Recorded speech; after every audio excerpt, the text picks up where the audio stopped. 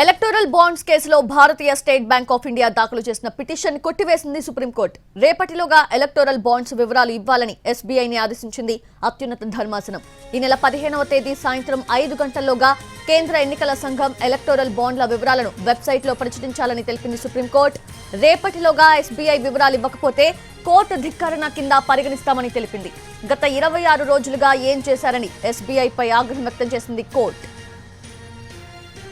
SBI తరపున senior న్యాయవాది హరీష్ సాల్వే వాదనలు వినిపించారు. ఎలక్టోరల్ బాండ్ కి సంబంధించి సమాచారం అందించేందుకు జూన్ 30 వరకు సమయం కావాలని కోరారు. దీనికి సుప్రీంకోర్టు అంగీకరించలేదు. ఎస్బీఐ పిటిషన్ను కొట్టివేసింది.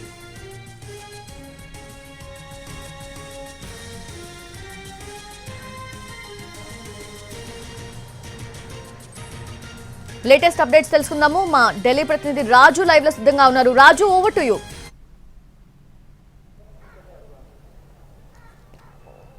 సౌజన్య, ఏదైతే రాజకీయ పార్టీలకు నిధులు ఇచ్చేటటువంటి అంశంలో కేంద్రం తీసుకొచ్చినటువంటి ఎలక్టోరల్ బాండ్స్ ను ఇక నిలిపివేయాలి.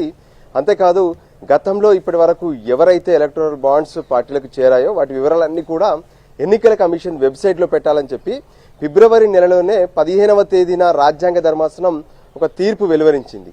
అయితే దీనికి ఒక గడువు కూడా పెట్టారు. మార్చి 6లోగా ఈ ప్రక్రియ అంతా పూర్తి చేయాలని చెప్పి ఎస్బీఐకి ఎన్నికల కమిషన్ కు రాజ్యాంగ ధర్మాసనం ఆదేశాలు జారీ చేసింది. కానీ ఎస్బీఐ ఆ డాటాను ఎన్నికల కమిషన్కి ఇవ్వలేదు. పైగా ఎస్బీఐ మళ్ళీ సుప్రీంకోర్టులో ఒక కేసు కూడా వేసింది. ఏదైతే తమకు జూన్ 30 వరకు దీనికి కావాల్సినటువంటి గడువు కావాలని చెప్పి ఎస్బీఐ దాఖలు చేసింది. దాంతో సిపిఎంఐతో పాటు ఫెడరేషన్ ఆఫ్ ఇండియాకి సంబంధించినటువంటి కొన్ని సంస్థలు ఎస్బీఐ మీద కంటెంప్ట్ ఆఫ్ కోర్టు, అంటే ఏదైతే కోర్టు ఇచ్చినటువంటి తీర్పును అమలు చేయకుండా వాళ్ళు దాన్ని అతిక్రమించారు అనే విషయాన్ని కూడా కోర్టు దృష్టికి తీసుకెళ్లే ప్రయత్నం చేశారు. అయితే ఈరోజు ఎస్బీఐ తరఫున సీనియర్ కౌన్సిల్ హరీష్ సాల్వే తన వాదనలు వినిపించే ప్రయత్నం చేశారు. ప్రధానంగా మరికొంత సమయం కావాలి, కేవైసీకి సంబంధించినటువంటి అంశాలు కావచ్చు, ఎలక్టోరల్ బాండ్స్ గతంలో ఏ విధంగానైతే వాటిని గోప్యంగా ఉంచాలని చెప్పారు. సో అందుకోసమే వివరాలన్నీ కూడా అందించడానికి కొంత సమయం పడుతుందని చెప్పి హరీష్ సాల్వే తన వాదనలు వినిపించే ప్రయత్నం చేశారు ఎస్బీఐ తరఫున. కానీ సుప్రీంకోర్టు ధర్మాసనం మాత్రం ఒకే విషయం స్పష్టం చేసింది. సో ఇప్పటికే మేము, అంటే కోర్టు తీర్పిచ్చి 26 రోజులు అవుతుంది. సో 26 రోజుల్లో ఇంతకీ ఎస్బీఐ ఏం చేసింది, ఈ విషయాలన్నింటినీ కూడా కోర్టు ముందు తెలపలేదు.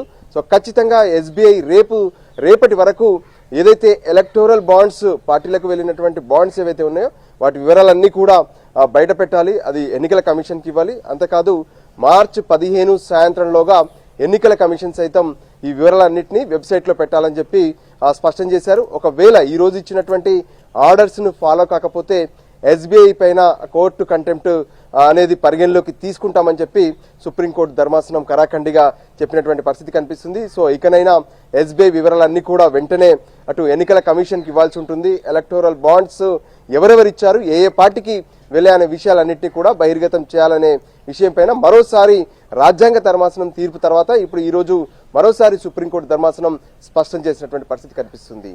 సౌజన్య. S Raju, thanks for the live updates.